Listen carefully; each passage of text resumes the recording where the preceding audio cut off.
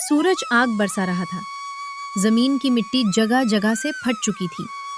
खेत जो कभी हरियाली से भरे रहते थे अब वीरान और सुनसान पड़े थे। कीनुओं में पानी खुश्क हो चुका था। दरख्तों के पत्ते मुरझाकर जमीन पर गिर चुके थे। हर तरफ भूख, प्यास और मायूसी का राज था। सूरजपुर से दूर एक छोटे से गांव में लोग अपने नसीब को कोस रहे थे। बच्चों के चेहरों से हंसी गायब थी। जानवर कमजोरी से खड़े भी नहीं हो पा रहे थे। इसी गांव में एक नौजवान रहता था जिसका नाम अर्जुन था। वो मेहनती, ईमानदार और नर्म दिल इंसान था। अब इस गांव में रहना नामुमकिन हो गया है। अगर मैं यहाँ रहा तो भूख से मर जाऊंगा। अर्जुन की बूढ़ी पड़ोसन, बेटा, दुनिया बहुत बड़ी है, हिम्मत करो, सब बेहतर हो जाएगा। दुआओं में याद रखिएगा अम्मा, मैं कामयाब होकर वापस आऊंगा। कई दिनों के तवील सफर के बाद अर्जुन सूरजनगर नामी खुशहाल गांव पहुंचा। यहाँ सरसब्ज खेत लहलहा रहे थे। कीनुओं में पानी लबालब भरा था। हर तरफ जिंदगी और खुशहाली दिखाई दे रही थी। गांव के वसत में एक शानदार हवेली थी। ये धन राज मल्होत्रा की हवेली थी, जो पूरे इलाके के मशहूर और अमीर किसान थे। शायद मेरी किस्मत मुझे यहाँ ले आई है। सेठ जी, मैं दूर दराज गांव से आया हूँ। मुझे काम की सख्त जरूरत है। काम तो है मगर बहुत मुश्किल है। क्या तुम कर पाओगे? मेहनत से कभी नहीं डरता। नून राज अर्जुन को अपने वसी गौशाला में ले गए। वहां दर्जनों गायें और भैंसें बंधी हुई थीं। 50 गायें, 50 भैंसें, इन सब की देखभाल तुम्हारी जिम्मेदारी होगी। मैं पूरी ईमानदारी से ये काम करूंगा। अर्जुन सुबह अजान से पहले जाग जाता, गौशाला साफ करता, जानवरों को चारा देता, पानी पिलाता और उनका ख्याल रखता। चंद ही महीनों में दूध की पैदावार दोगुनी हो गई। अर्जुन, तुमने तो कमाल कर दिया। आज से तुम्हारी तनख्वाह दोगुनी। ये सब आपके एतमाद का नतीजा है। साल गुजरते गए। अर्जुन ने एक एक रुपया बचाया और गांव के किनारे एक छोटा सा खूबसूरत घर बना लिया। आखिरकार अब ये मेरा अपना घर है। गांव में चोरी की घटनाएं बढ़ने लगी। अर्जुन की जमा पूंजी अब 5,800 रुपए हो चुकी थी। अगर ये पैसे चोरी हो गए तो मेरी सारी मेहनत बर्बाद हो जाएगी। अर्जुन ने धनराज से सलाह ली। जमींदार विक्रम सिंह के पास रख दो। सब उन्हें ईमानदार समझते हैं। विक्रम सिंह की हवेली शानदार और पहरेदारों से घिरी हुई थी। साहब, मेरे पास कुछ रकम मौजूद है। क्या आप उसे अपने पास अमानत के तौर पर रख सकते हैं? फिक्र मत करो, तुम्हारे पैसे मेरे पास सुरक्षित रहेंगे। 2 साल गुजर गए। अर्जुन ने जमीन खरीदने का फैसला किया। अब वक्त आ गया है कि मैं अपना सपना पूरा करूं। अर्जुन अपने पैसे लेने विक्रम सिंह के पास गया। जमींदार जी, मैं अपने 5,800 रुपए लेने आया हूं। कौन से पैसे? क्या सबूत है तुम्हारे पास? विक्रम सिंह ने अपने आदमियों को हुक्म दिया। उसे यहां से निकालो। अर्जुन फौरन धनराज के पास गया। जख्मी अर्जुन को देखकर धनराज के चेहरे पर गुस्से की लाली दौड़ गई। उसकी मुट्ठी भिज गई। अर्जुन की आंखों में आंसू थे, मगर धनराज की आंखों में खामोश तूफान। वो कुछ लम्हे सोचते रहे, फिर धीरे से मुस्कुराए। ये मुस्कुराहट किसी आम इंसान की नहीं, एक चालाक दिमाग की थी। अब लालची जमींदार को सबक सिखाने का वक्त आ गया है, मगर जोर से नहीं, अक्ल से। मगर वो बहुत ताकतवर है, हम उसका क्या बिगाड़ सकते हैं?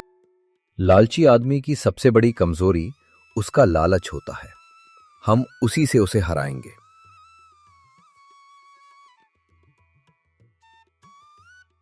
अगली सुबह धनराज ने एक भारी सूटकेस तैयार करवाया।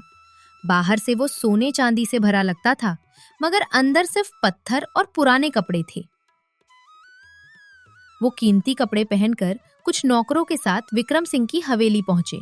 इस सूटकेस में लाखों रुपए और कीमती जेवर है। एक बड़े सौदे तक ये अमानत आपके पास रखना चाहता हूँ। जरूर जरूर, मेरी हवेली से सुरक्षित जगह कहीं नहीं। विक्रम सिंह की नजरें बार बार सूटकेस पर जा रही थीं। उसके दिमाग में सिर्फ दौलत घूम रही थी। उसी दौरान दरवाजा खुला और अर्जुन अंदर आया। विक्रम सिंह एक पल को घबरा गया। फिर तुरंत अंदाज बदल लिया। अरे अर्जुन, तुम आओ आओ, मैं खुद तुम्हें याद करने वाला था। मैं अपने पैसे। हाँ हाँ, तुम्हारे 5,800 रुपए लो, अभी लेते जाओ। उस दिन गलतफहमी हो गई थी। इतनी जल्दी दिल कैसे बदल गया? धनराज दिल में मुस्कुराते हुए। लालच। उसी वक्त एक नौकर हाफता हुआ अंदर आया, जैसे कोई बहुत बड़ा हादसा हो गया हो। मालिक, वो बड़े व्यापारी खुद हवेली की तरफ आ रहे हैं। कहते हैं अमानत वापस चाहिए। धनराज जानबूझकर परेशान बनते हुए। अरे इतनी जल्दी? मुझे फौरन निकलना होगा। नहीं नहीं, अभी। धनराज फौरन सूटकेस उठाने लगे। विक्रम सिंह के चेहरे का रंग उड़ गया। जिस खजाने के सपने वो देख रहा था, वो उसके हाथ से निकल रहा था। उसने रोकना चाहा, मगर देर हो चुकी थी। दरवाजे तक पहुंचकर धनराज पलटे, मुस्कुराए और बोले, विक्रम सिंह, याद रखो, जो दूसरों का हक खाता है, लालच एक दिन उसे खुद निकल जाता है। ये सब चाल थी। हाँ, और तुम लालच के जाल में खुद फंस गए। सेठ जी, वाकई इसमें लाखों थे। धनराज हंसते हुए सूटकेस खोलते हैं। ये सूटकेस में सिर्फ पत्थर निकले। बेटा, कभी कभी जालिम को तलवार से नहीं, दिमाग से हराया जाता है। आज मैंने सीखा, अक्ल बड़ी ताकत है। कुछ दिन बाद अर्जुन ने वो रकम जमीन खरीदने में लगा दी। वही जमीन जो दूसरों को बंजर लगती थी, उसे मौका लग रही थी। अर्जुन जमीन को देखते हुए। लोग कहते हैं ये जमीन कुछ नहीं देगी, मगर मैं जानता हूं जमीन कभी बंजर नहीं होती। बंजर तो इंसान की सोच होती है। अगर मेहनत सच्ची हो तो पत्थर भी फूल बन जाते हैं। वो सुबह से पहले उठता, मिट्टी को नरम करता, पानी ढूंढता, खुद को तोड़ता, मगर हिम्मत नहीं तोड़ता। ये पसीना नहीं बह रहा, ये मेरी तकदीर लिख रहा है। हर कतरा मुझे उस दिन के करीब ले जा रहा है जब मैं खुद से कह सकूंगा कि मैं हारा नहीं।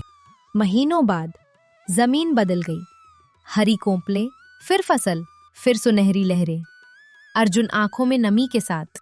ये सिर्फ फसल नहीं, ये हर उस रात का जवाब है जब मैं थका हुआ था।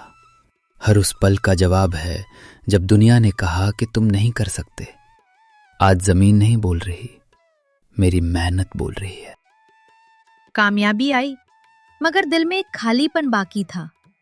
एक शाम वो खामोश खड़ा आसमान देख रहा था।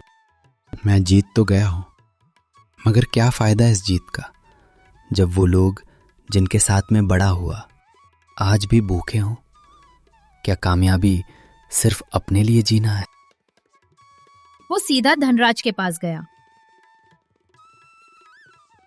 सेठ जी, मैंने बहुत कुछ हासिल कर लिया, मगर दिल संतुष्ट नहीं, क्योंकि मेरा गांव आज भी वही है जहां से मैं भूखा निकला था।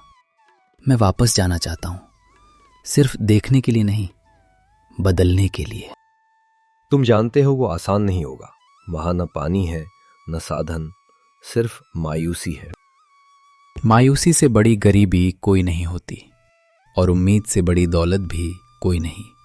मैं दौलत लेकर जा रहा हूं, मगर असल में उम्मीद लेकर जा रहा हूं।